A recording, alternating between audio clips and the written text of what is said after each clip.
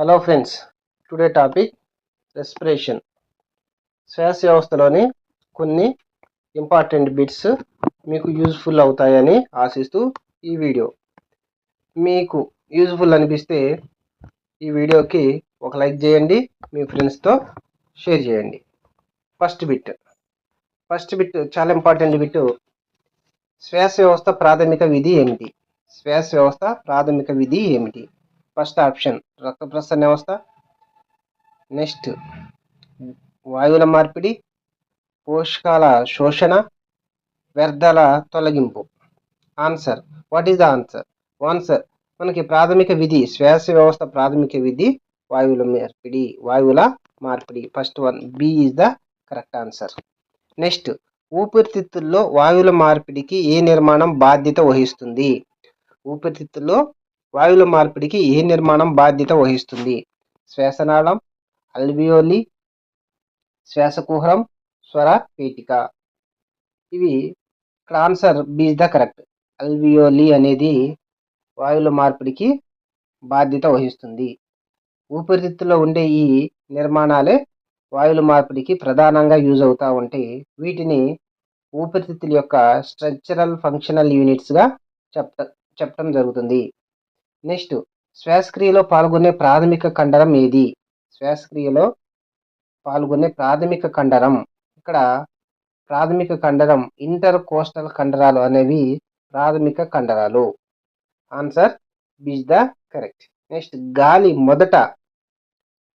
మొదట శ్వాసకోశ వ్యవస్థలో ఏ భాగంలోకి ప్రవేశిస్తుంది? ఏ భాగంలోకి ప్రవేశిస్తుంది? ఊపిరితిత్తుల, శ్వాసనాళమా, నాసిక కుహరమా, స్వరపేటిక? ఇక్కడ ఆన్సర్, ఇక్కడ ఊపిరితిత్తుల ముక్కుల ద్వారా గాలి లోపలికి ఫస్ట్ నాసిక కుహరంలోకి ప్రవేశిస్తుంది. Option C is the correct. Next, ఎర్ర రక్త కణాలలో హిమోగ్లోబిన్ ద్వారా ప్రధానంగా ఏ వాయువు రవాణా అవుతుంది? ఎర్ర రక్త కణాల్లో హిమోగ్లోబిన్ ఏ వాయువు అవుతుంది? Carbon dioxide, oxygen, nitrogen, hydrogen. ఇందులో ఏది?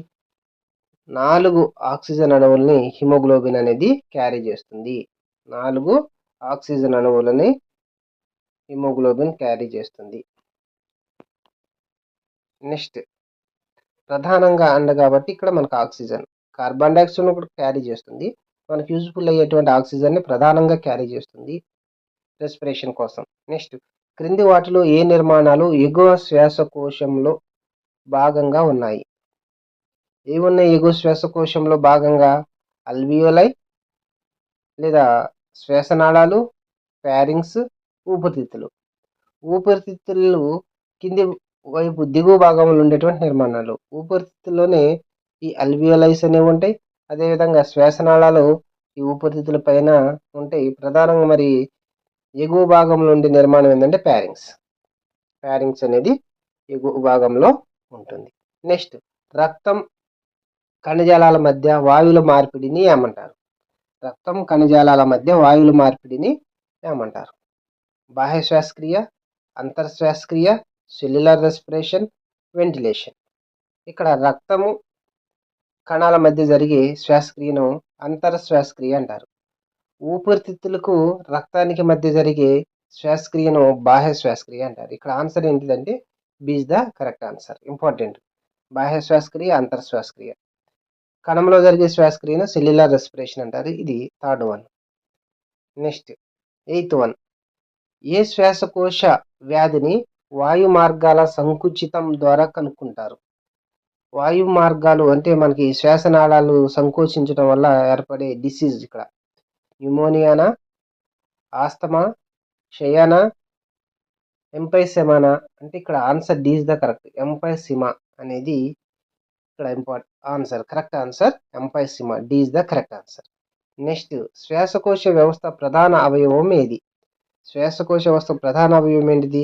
గుండె, కాలేయం, కిడ్నీలు కాదు కదా. ఏంటిది ఆన్సర్? ఆప్షన్ ఊపిరితిత్తులు is the correct answer. Okay friends, మీకు యూజ్ఫుల్ అనిపిస్తే ఒక లైక్ చేయండి, మీ ఫ్రెండ్స్కి షేర్ చేయండి. Thank you.